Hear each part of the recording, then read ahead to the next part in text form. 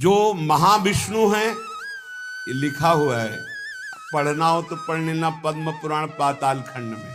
नहीं कहने लगते हैं कि ये तो राधा उपासक, ये और किसी को मानते ही नहीं हैं।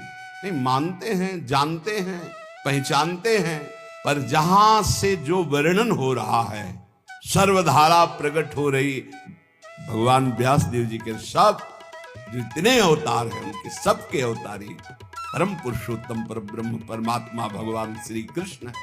भगवान श्री कृष्ण की आत्मा ऐसी लाडली जी।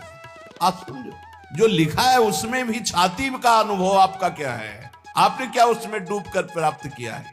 हम राधा किशोरी की पढ़ी केवल बातें नहीं कह रहे, हनुमान जी तो है नहीं ऐसे छाती चीरा तुम्हें दिखा दिया कि श्यामा श्याम मांस ही निकलेगा, वो कुछ नहीं दिखाई देगा, क्योंकि तुम्हारा मांस देखने वाले नेत्र है।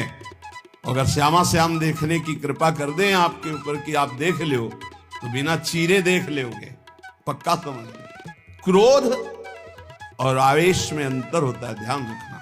क्रोध होता है जब अपनी इच्छा के प्रतिकूल कोई बात होती है, और आवेश होता है जब धर्म और इष्ट के प्रतिकूल। जैसे भगवान शंकराचार्य जी के पास एक भैरव उपासक आया और उसने कहा कि आप तो ब्रह्म स्वरूप हैं, शरीर में राग आपका है नहीं। बोले बिल्कुल नहीं। बोले आपकी गर्दन उतार करके मैं भैरव सिद्धि के लिए जब कपाल स्वाहा बोलूंगा तो मैं सिद्ध हो जाऊंगा, हमारा काम बन जाएगा, आपको तो शरीर से कोई मतलब नहीं। बोले अभी उतार लो। वो तैयार हुआ तो उनका रुको, अभी सब सेवा परायण शिष्य देख लेंगे तो तुम्हें मार डालेंगे। कल 4 बजे आना, मैं गंगा स्नान करके वृक्ष के नीचे पीपल के ध्यानस्थ होऊंगा, गर्दन उतार ले जाना। ऐसा ही हुआ। जे ही वो नजदीक आने के लिए खड्ग लेकर उद्यत हुआ, उसी समय स्वामी नरसिंहाश्रम जी को आवेश हुआ भगवान नरसिंह का, और स्नान कर रहे थे गंगा जी में, हुंकार मारी, छलांग मारकर पहुंचे और उठाकर पटक दिया, उस कपाली को फाड़ के फेंक दिया। और फिर शांत सन्यासी। पूछा गया ऐसा है, मुझे कुछ पता नहीं। नरसिंह भगवान का आवेश एकदम तत्काल ऐसे, जो आवेश में वो क्रोध का नहीं होता, जब धर्म राष्ट्र इष्ट इसके लिए नहीं कि साधु होकर के क्रोध करते, साधु होकर इष्ट की निंदा सुने, साधु होकर धर्म के विरुद्ध आचरण, शास्त्र प्रतिपादन। शास्त्र का स्वरूप क्या है? श्रद्धा, विश्वास, धर्म, इनकी स्थापना करना, इनकी भावनाओं को पुष्ट करके भगवत अनुराग में डुबोना। भगवत अनुराग में वाणी को बहुत ही संभाल करके, यहां समझना, इसलिए बोले भगवान शिव कह रहे हैं, केचिद वदंति तस्यांशम ब्रह्म चिद्रूप मद्वयम। उपनिषद में जिस ब्रह्म तत्व का वर्णन है वो इन बिहारी जी के एक अंश से है। तद्दशांशम महाविष्णु प्रवदंति मनीषिणः। मनीषी लोग जो शास्त्र के ज्ञाता जन हैं, वो कहते हैं कि वृंदावन बिहारी श्री लालजू के 10 अंश से महाविष्णु का अवतार हुआ। तद दशांशम महाविष्णु प्रवदंति मनीषिणा, ये पद्म पुराण पाताल खंड।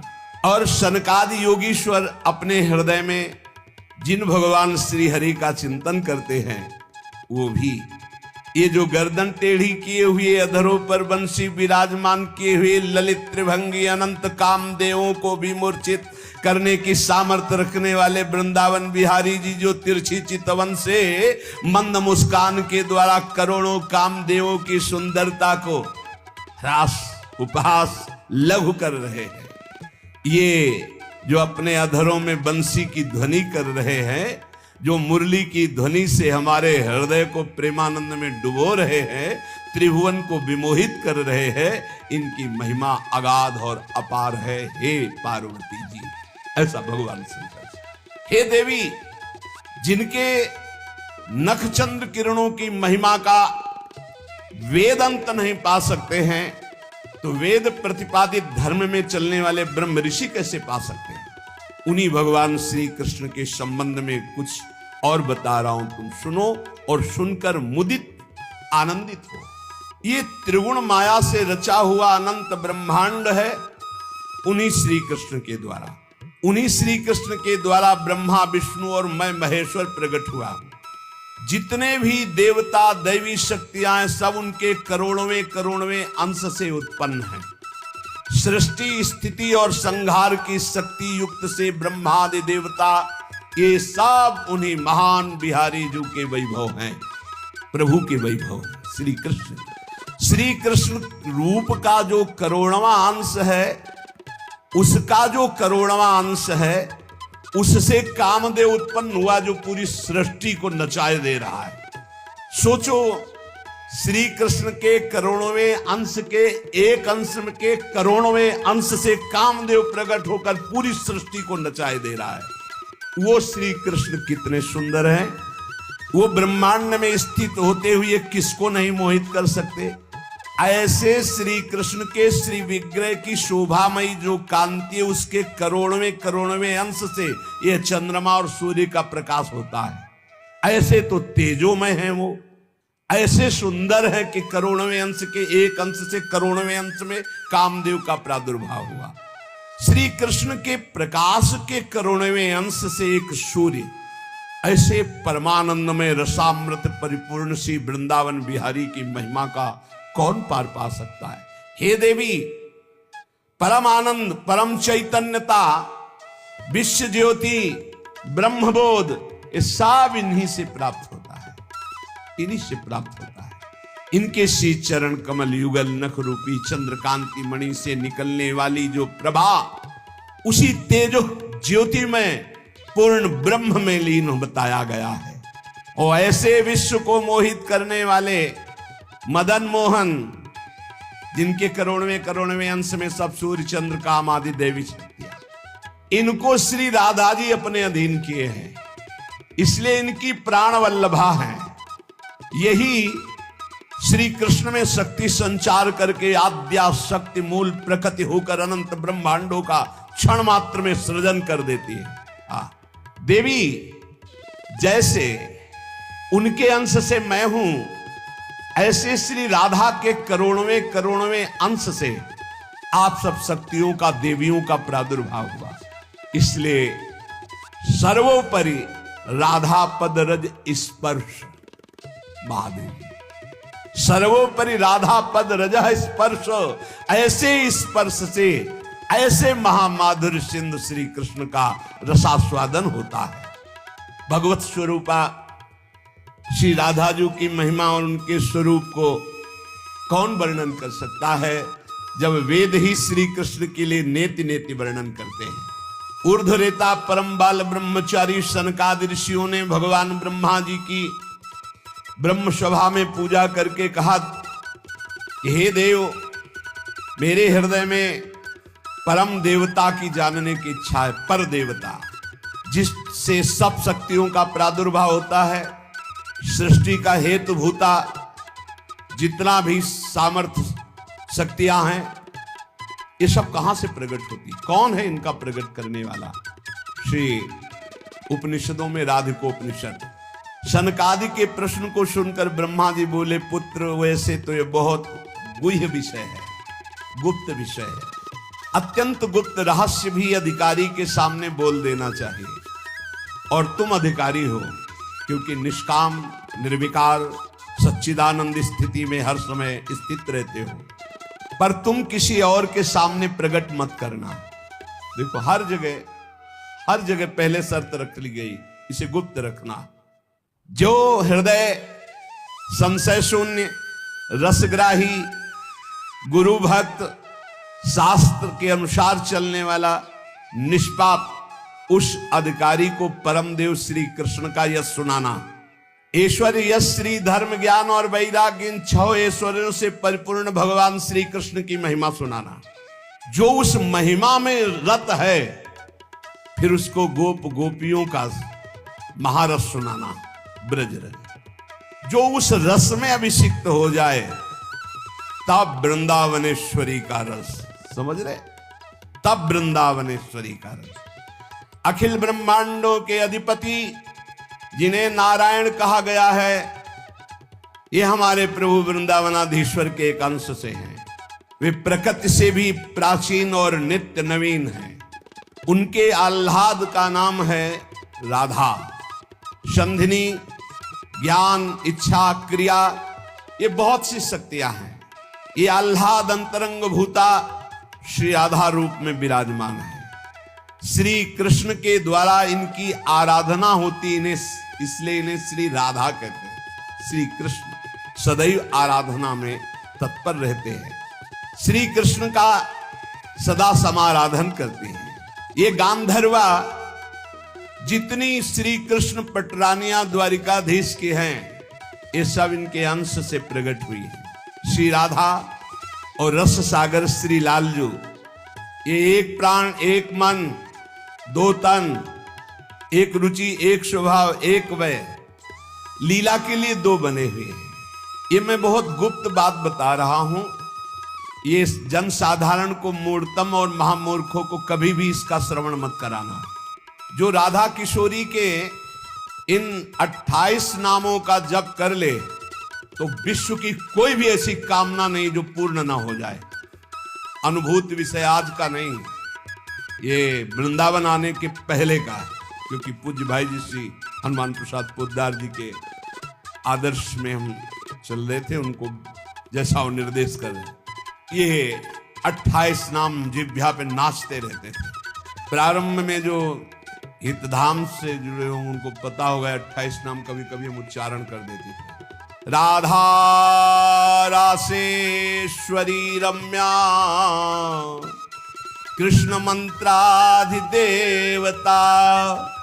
सर्वाद्या सर्ववंद्या च वृंदावन विहारिणी, वृंदाराध्या रमा शेष गोपी मंडल पूजिता, सत्या सत्यपरा सत्यभामा श्री कृष्ण वल्लभा, वृषभानुसुता गोपी मूल प्रकृतीश्वरी, गांधर्वा राधिका रम्या रुक्मिणी परमेश्वरी, परात्पर तरा पूर्णा पूर्ण चंद्र निभानना, भुक्ति मुक्ति प्रदा देव भव्याधि विनाशिनी।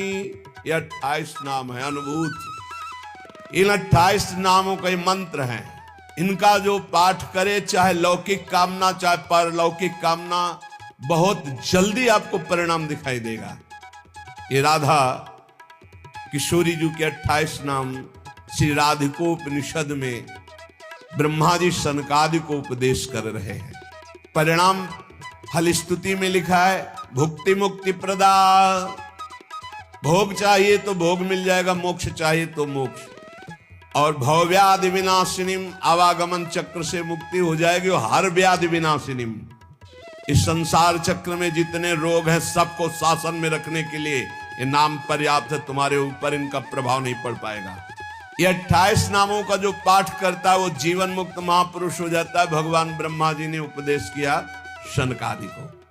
राधा रासेश्वरी रम्या, कृष्ण मंत्राधिदेवता, सर्वाद्या सर्ववंद्या, वृंदावन विहारिणी, वृंदाराध्या रमा, अशेष गोपी मंडल पूजिता, सत्या सत्यपरा सत्यभामा, श्री कृष्ण वल्लभा, वृषभानुसुता, गोपी मूल प्रकृति ईश्वरी, गांधर्वा राधिका आरम्या रुक्मिणी परमेश्वरी, परात्पर पूर्णा पूर्णचंद्र निभानना, और भुक्ति मुक्ति प्रदा भवव्याधि विनाशिनी। 28 नाम मात्र जपने से समस्त कामनाओं की पूर्ति। ये तो हम आह्लाद का वर्णन कर रहे हैं। इनकी संधिनी शक्ति है जो भूषण, सैया, आसन, सेवा की सामग्री सब रूप धारण करती है। धाम, कुंज, निकुंज। जब हमारे प्रभु मर्तलोक में अवतार धारण करते हैं तो अवतार की पूरी व्यवस्था, भूमि की व्यवस्था हो, सच्चिदानंद भूमि, माता पिता परिकर, यही सब संधिनी शक्ति तैयार करती है। अवतार की कारणभूता ये संधिनी शक्ति है, ये क्षेत्रज्ञ शक्ति है, इनकी इच्छा शक्ति है के अंतर्गत माया शक्ति है। ये सतोगुण रजोगुण तमोमयी है, ये बहिरंगा शक्ति है, ये जगत की रचना करती है, ये अविद्या रूप है, ये जीव को बंधन में डालकर दुख भोगवाती है। भगवान की लीला शक्ति, भगवान की क्रिया से अनंत शक्तियों के स्वामी, जो इस 28 नामों को राधा जी के सुनता है उसके जितने दोष नष्ट हो जाते हैं। जो अव्रती है वो व्रतवान हो जाता है। जैसे वायु स्पर्श करती है तो गर्मी का दुख मिट जाता है, ऐसे ही जो 28 नामों का जाप करेगा तो सतोगुण, रजोगुण, तमोगुण, माया जनित बंधन का जो क्लेश है वो नष्ट हो जाएगा। अरे कुछ न याद हो, राधा राधा राधा पर्याप्त है। सबसे पहला है राधा राधा। आत्माराम शब्द भगवान श्री कृष्ण के ऊपर सार्थक इसीलिए हुआ, आत्मा तो राधिका तस्य तवैव रमणादशौ आत्माराम इति प्रोक्तो मुनिभिर गूढ़ वेद भी।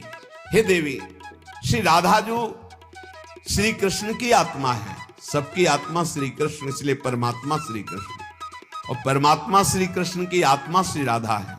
इसीलिए उनको राधा रमण कहते हैं, क्योंकि वो आत्मा राम है, अपनी आत्मा से रमण करते हैं। उनकी आत्मा कौन है? राधा जी है।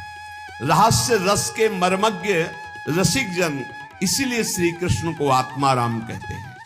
भगवान की श्री यमुना जी कालिंदी जी आत्मा रामस्य कृष्ण से ध्रुव आत्मस्ति राधिका परिचय बताती है कि भगवान श्री कृष्ण को आत्मा राम क्यों कहते हैं, क्योंकि उनकी आत्मा निश्चित ध्रुव सत्य श्री राधा जो है, श्री राधा श्री कृष्ण की आत्मा है। कैसे कोई आत्मा को अलग कर सकता है? जो इस रहस्य को जानता है वही इस रस का अधिकारी है। इसीलिए प्रेमी भक्त जनों ने प्रेम रस का आदर्श श्री राधा जी को माना। श्री कृष्ण तो प्रेम रसास्वादी है, रसदात्री तो श्री प्यारी जो है। मांगत लाल लाड़िलो नागर, प्रगट भई दिन दिन की चोरी। श्री कृष्ण को सर्वाविद आनंद समुद्र को आनंद प्रदान करने वाली श्री लाडली जी है। नित्य रासेश्वरी, नित्य निकुंजेश्वरी श्री राधा किशोरी की प्रति जो जरा भी भेद बुद्धि करता है वो कभी भक्ति मार्ग में तो चल ही नहीं सकता, उसके चलने का अधिकार ही खो जाता है। और श्री कृष्ण की अर्चना करने का अधिकार कदापि नहीं। कृष्णार्चा या नाधिकारो यतो राधार्चनम बिना वैष्णवै सकलै तस्मात् कर्तव्यम राधिकार्चनम। कृष्ण प्रणाधिका देवी तद अधीनो विभूर्यतः रासेश्वरी तस्य नित्यम तया हीनो न तिष्ठति। राधनोति शकलान कामास तस्माद राधेति कीर्तिता। श्री लालजू की, श्री कृष्ण की पूजा का अधिकार उसी को प्राप्त होता है जिसने राधा जू का नाम लिया, राधा जू के चरणों की वंदना की, वही श्री कृष्ण पूजा का अधिकारी है। श्री किशोरी जू की पूजा किए बिना श्री कृष्ण की पूजा का वो अनाधिकारी है, अधिकार ही नहीं माना जाता। जिसने किशोरी जी की पूजा नहीं की कभी प्रेम प्राप्त नहीं कर सकता। श्री